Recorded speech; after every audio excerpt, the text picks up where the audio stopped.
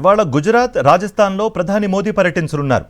ఈ పర్యటనలో విమానయానం, petrochemicals, metro rail, renewable energy, రోడ్లు, రైల్వే, సెమీకండక్టర్ల రంగాల్లో సుమారు 1,06,000 కోట్ల రూపాయల విలువైన ప్రాజెక్టులకు అంకురార్పణ, ప్రారంభోత్సవాలు చేయనున్నారు. ప్రధాని మోదీ జోధ్పూర్ ఎయిర్పోర్ట్లోని కొత్త టెర్మినల్ బిల్డింగ్ను ప్రారంభిస్తారు. 480 కోట్ల రూపాయల వ్యయంతో రాజస్థాన్ రాజకీయ వారసత్వానికి అనుగుణంగా ఆర్కిష్, జరో ఖాతాలతో ఆధునిక డిజైన్ కలిపి దీన్ని నిర్మించారు. సవరించిన ఉడాన్ స్కీమ్ను లాంచ్ చేస్తారు మోదీ.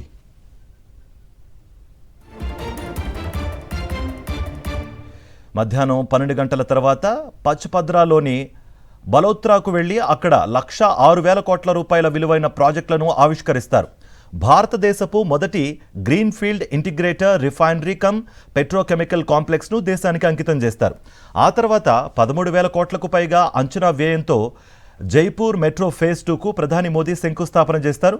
సాయంత్రం అహ్మదాబాద్లోని సనంద్లో సీజీ సెమీ అవుట్స్పోర్ట్ సెమీకండక్టర్ అసెంబ్లీ అండ్ టెస్ట్ ఫెసిలిటీని ప్రారంభిస్తారు. ఈ కార్యక్రమాలు ఆత్మనిర్భర్ భారత్, ఇన్ఫ్రాస్ట్రక్చర్ డెవలప్మెంట్, యువత ఉపాధికి ఊతం ఇస్తాయని కేంద్ర వర్గాలు తెలిపాయి.